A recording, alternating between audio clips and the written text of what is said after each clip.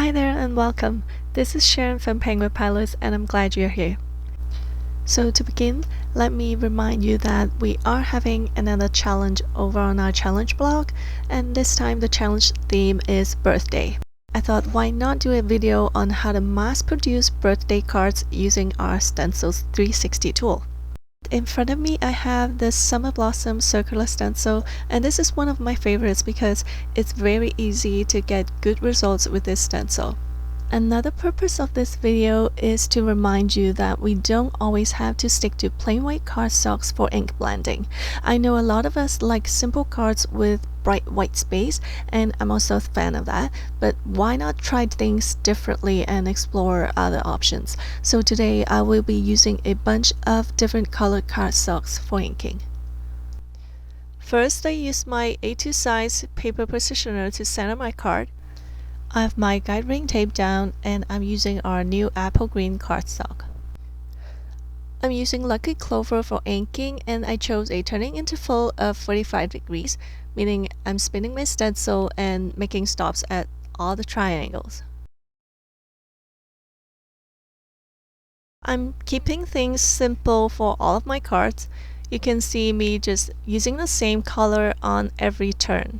So just a quick tip for you, if you are using the same color on every turn like I'm doing here, make sure you're not blending too heavily, because if you're going too heavy-handed everywhere, then you won't be able to see the overlays of the ink pattern, which is essentially what makes the card look more beautiful and more interesting.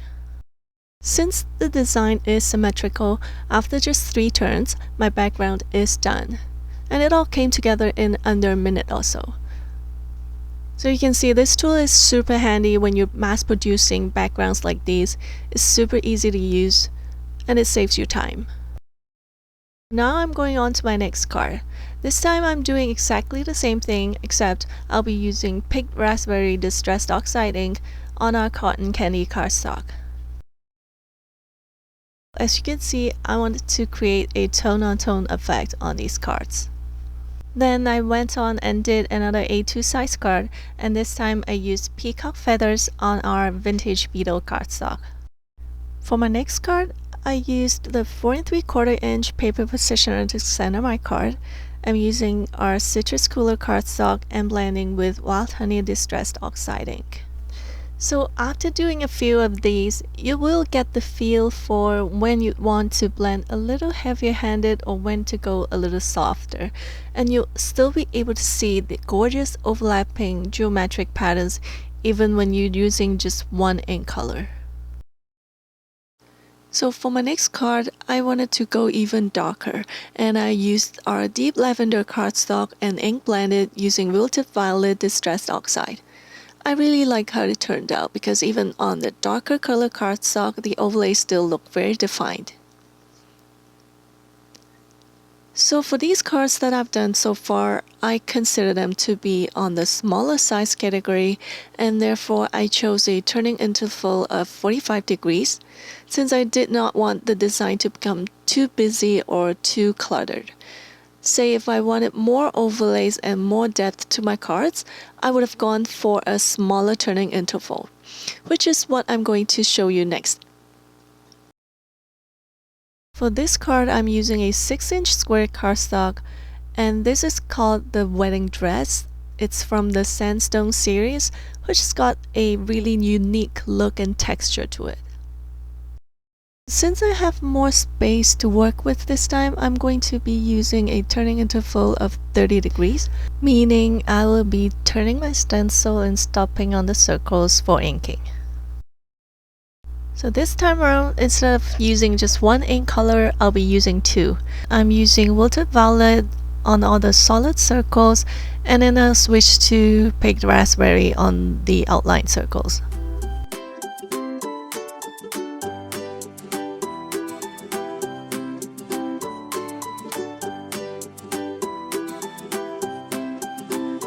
So with the 2 colors, the overlays look even more intense, and because I'm using textured paper, it makes everything even more interesting.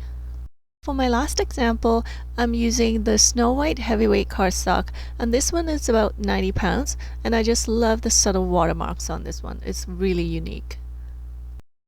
I did exactly the same thing as my previous example, but this time I combined peacock feathers with selfish patina. So using this one stencil combined with the Stencil 360, I now have a bunch of backgrounds ready to go. All of these came together very quickly, and now I'll be adding a large stamp image to the center of each of my cards. And I chose this Happy Birthday sentiment from Words from the Heart Chapter 2 stamp set. But before I do any stamping, I'll be using the Hero Arts white pigment ink to create some highlights on these cards. Let's take this darker color one to show you what I mean. I'm using my Tim Holtz blending tool.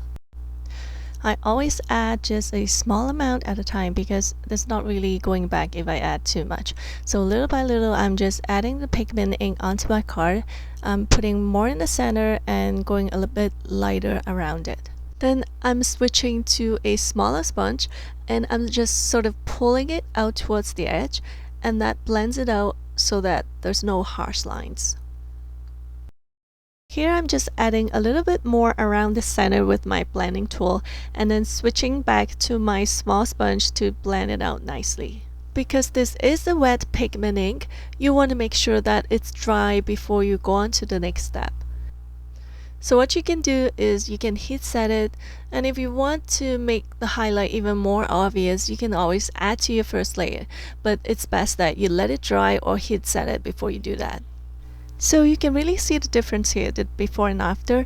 The highlight really gives it a softer feel. Here I just want to show you the same thing on a lighter colored cardstock, and here you can see that this trick also works really well because this white pigment ink really creates this glow even on a lighter cardstock. Although you don't really need this highlight to have your stamp image pop on a lighter cardstock, but this soft glow from the white ink really adds a little bit of interest to the card. Off camera, I added highlights to all of my cards, and I plan to use a black pigment ink for my stamping since I'm going to heat emboss my images. I did go over my cards with my anti-static powder tool because this always gives me crisp embossed images and I won't get any excess powder on areas where I don't want the embossing powder to stick and get smeared.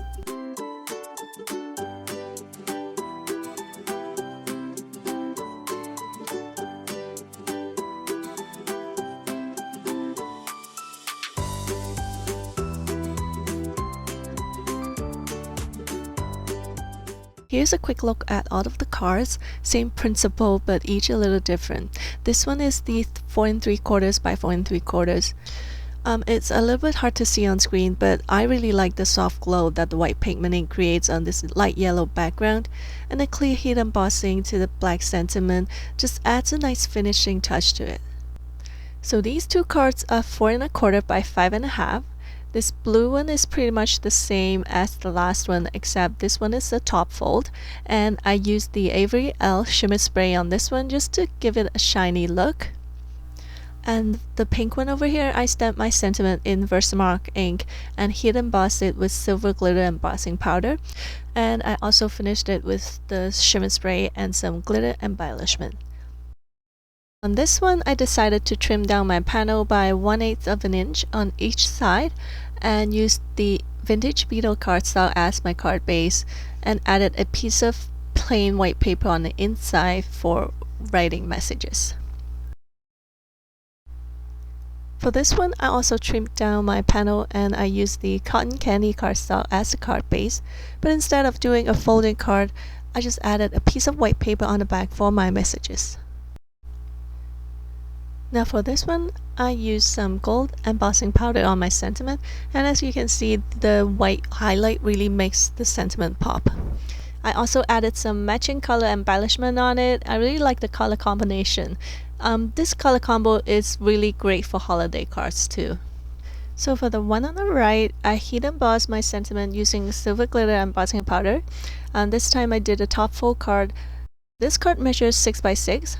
So I took a 1-inch strip cardstock, made a score line in the middle, and used that to connect 2 pieces of white cardstock as my card base.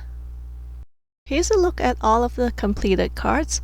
You can see that because of the highlight that we did, the sentiments are not competing with the backgrounds, but rather they stand out nicely. Also, the clear and glitter embossing, they add some nice finishing touches to the cards. I really hope the tips in this video will be helpful to you, and why not try using our new tool for mass producing and let me know what you think. Thank you for watching, and I'll see you in my next video.